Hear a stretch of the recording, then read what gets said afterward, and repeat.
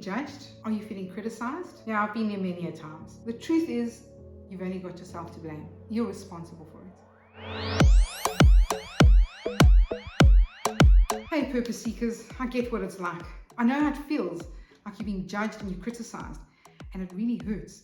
It's like somebody almost takes a knife and stabs it in your heart. There's actual physical pain when people judge and criticize your character, and you feel so frustrated and angry. You just want the world to know the truth. You want everybody just to hear what's happened, and you want to expose those people who are persecuting you and criticizing you. The reality is you need to look inside.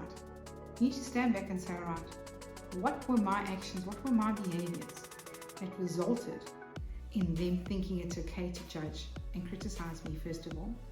Also, you need to look at it from their perspective. As I said in my previous video, which you can watch over here, that video going to self-worth and the role you play in self-worth. The reality is when you land up in that situation where you're judged and criticized, the first reaction, the first thing we do is we almost go into victim mentality. So you go, why them? They're so critical of me. You feel so hurt, you feel betrayed. You need to extract yourself. You do not want to see yourself a victim. Now, if we go through the drama triangle, which many people are familiar with, Steve Cartman's famous drama triangle, he says in order for you to be pulled into a drama triangle, there has to be a victim, there has to be a persecutor, and there has to be a rescuer. So the reality is you have to ask yourself, am I finding myself in this position? Do I see myself as a victim? You always have some sense of control over what happens. You have absolute control of your own behavior. You have no control of anyone else's behavior. What people say and think about you is none of your business. And don't make assumptions on why they've come to that conclusion. Don't try and analyze why they did what they did. Take control and say to myself, right, I don't like the way I feel. This is not a situation I want to be in. I do not want to be a victim. And the way you can get yourself out of that is by setting boundaries. As soon as you start spiraling out of control and you start thinking, why me, poor me, why are they doing this to me? Stop yourself immediately. And once you're gone, it's very difficult to come back. So you need to stop it in its tracks. You become a victim of somebody else. You become a victim of the way they think.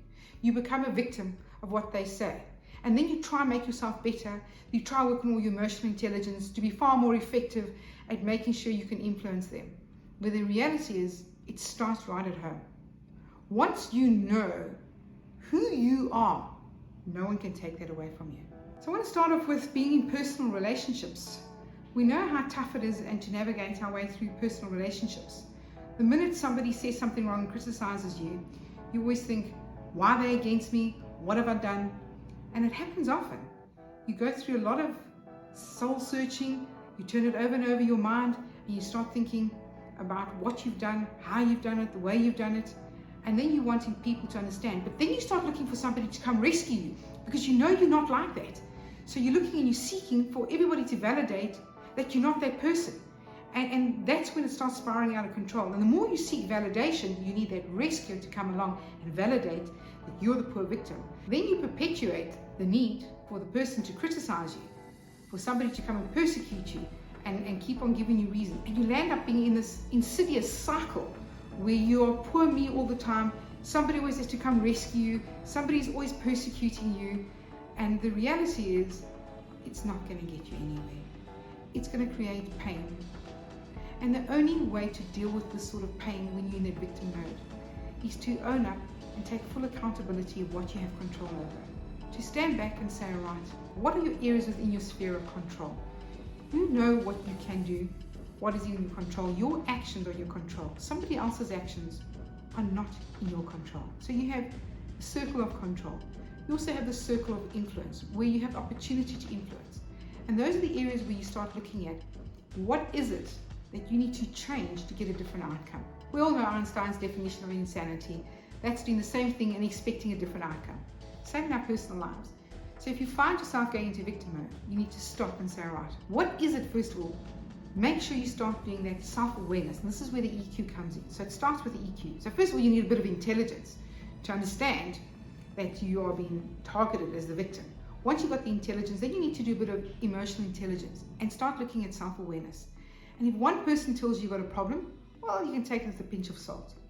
If two people tell you and they say the same thing, well, maybe there's something to it. But when 5 people start telling you the same thing, Then it's time to sit up and say, all right, there must be something that I'm impacting people around me, that 5 people are saying the same thing about me. This is when you start looking back and say, all right, I'm not a victim. I have control of my own thoughts. I'm the only one who decides how I feel. And I'm the only one who can change my behavior. And then you make sure you go into the spiritual side and you ask yourself, what is your true intentions? Who do you want to be seen as? Who are you at the core of your human being? What do you stand for? What is the impact? What does that person look like? How do they behave? If that's the person you are, then you need to make sure that your intentions of who you are have the desired impact. I always talk of alignment of the I and the I. Your intentions need to have the desired impact. If it comes back as an echo, you're not a victim.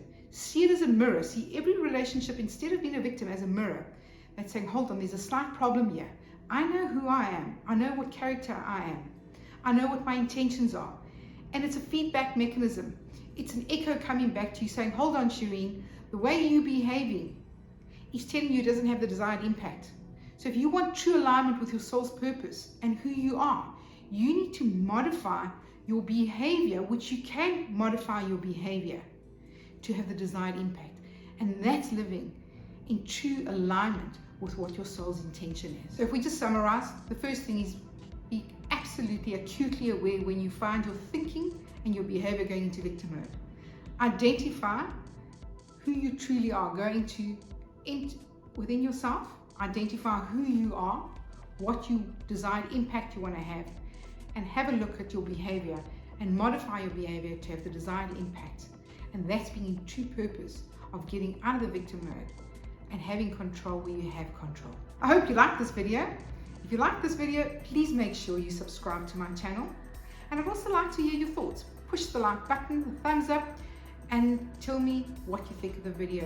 And if there's anything you'd like to know more about, I'd love to hear your thoughts. I look forward to seeing you on my next video.